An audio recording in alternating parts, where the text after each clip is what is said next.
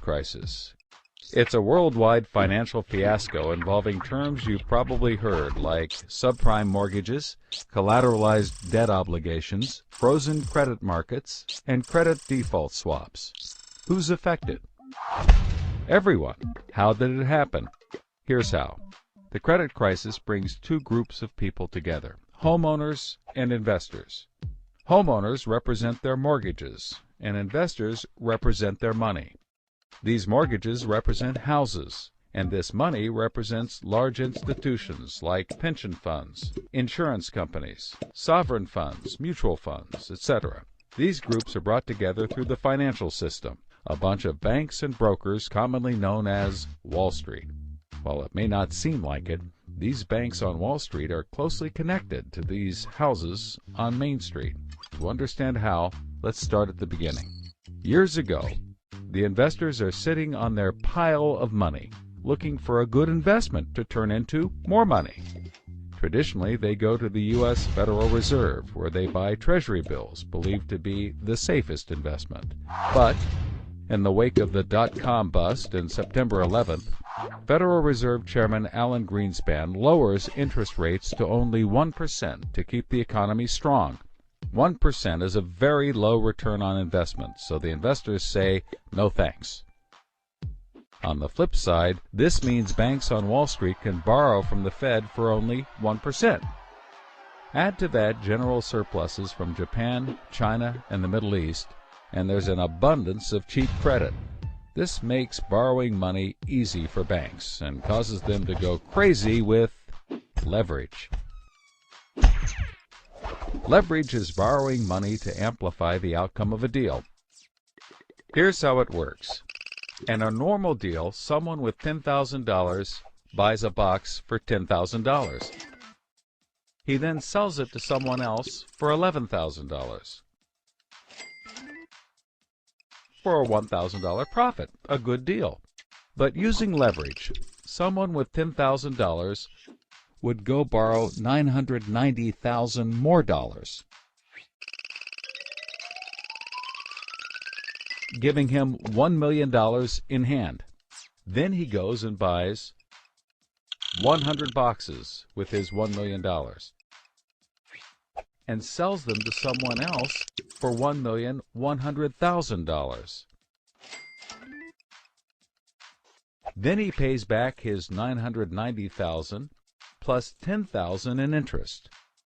And after his initial $10,000, he's left with a $90,000 profit versus the other guy's $1,000. Leverage turns good deals into great deals. This is a major way banks make their money.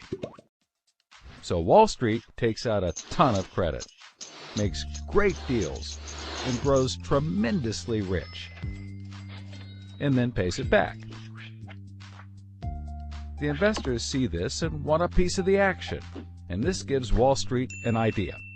They can connect the investors to the homeowners through mortgages.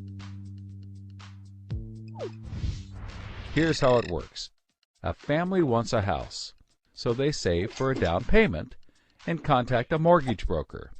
The mortgage broker connects the family to a lender who gives them a mortgage. The broker makes a nice commission.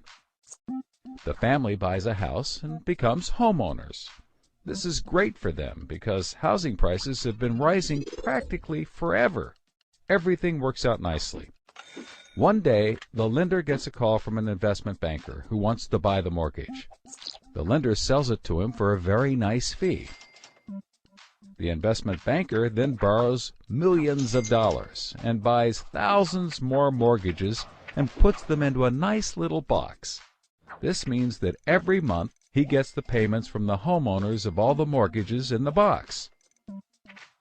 Then he sicks his banker wizards on it to work their financial magic, which is basically cutting it into 3 slices: safe, okay, and risky.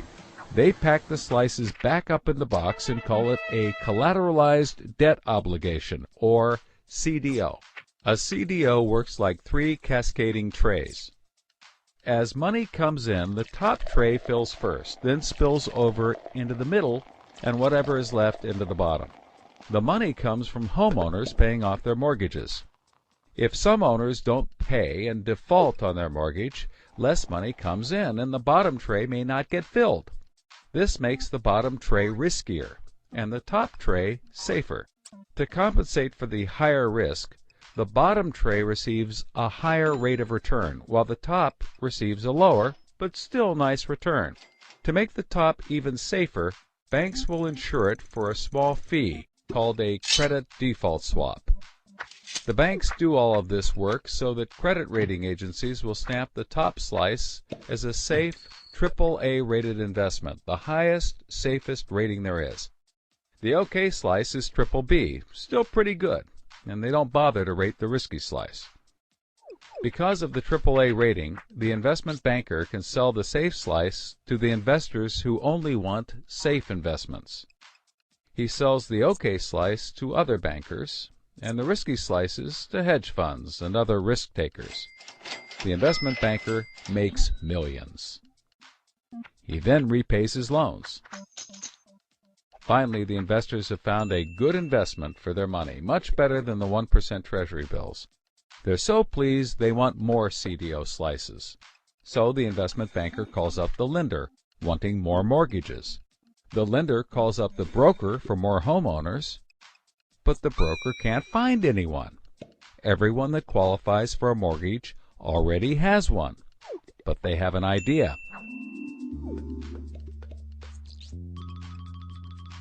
When homeowners default on their mortgage, the lender gets the house, and houses are always increasing in value. Since they're covered if the homeowners default, lenders can start adding risk to new mortgages, not requiring down payments, no proof of income, no documents at all. And that's exactly what they did. So instead of lending to responsible homeowners, called prime mortgages, they started to get some that were, well, less responsible. These are subprime mortgages. This is the turning point. So, just like always, the mortgage broker connects the family with a lender and a mortgage, making his commission. The family buys a big house. The lender sells the mortgage to the investment banker, who turns it into a CDO and sells slices to the investors and others. This actually works out nicely for everyone and makes them all rich. No one was worried because as soon as they sold the mortgage to the next guy, it was his problem. If the homeowners were to default, they didn't care. They were selling off their risk to the next guy and making millions, like playing hot potato with a time bomb. Not surprisingly, the homeowners default on their mortgage, which at this moment is owned by the banker. This means he forecloses and one of his monthly payments turns into a house. No big deal. He puts it up for sale.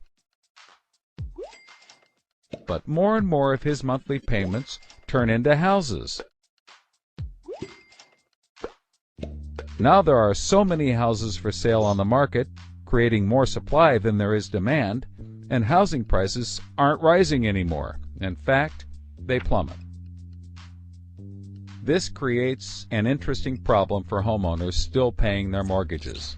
As all the houses in their neighborhood go up for sale, the value of their house goes down, and they start to wonder why they're paying back their $300,000 mortgage when the house is now worth only $90,000. They decide that it doesn't make sense to continue paying, even though they can afford to, and they walk away from their house. Default rates sweep the country, and prices plummet.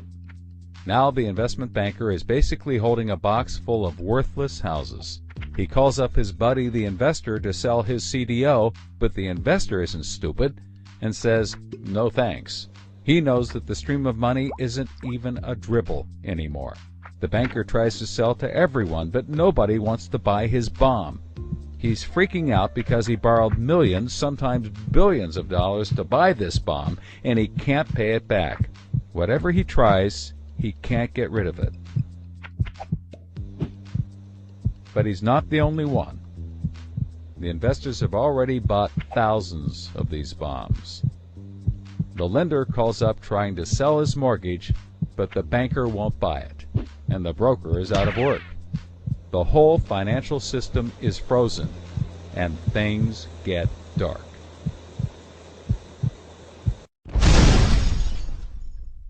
Everybody starts going bankrupt. But that's not all. The investor calls up the homeowner and tells him that his investments are worthless. And you can begin to see how the crisis flows in a cycle. Welcome to the crisis of credit.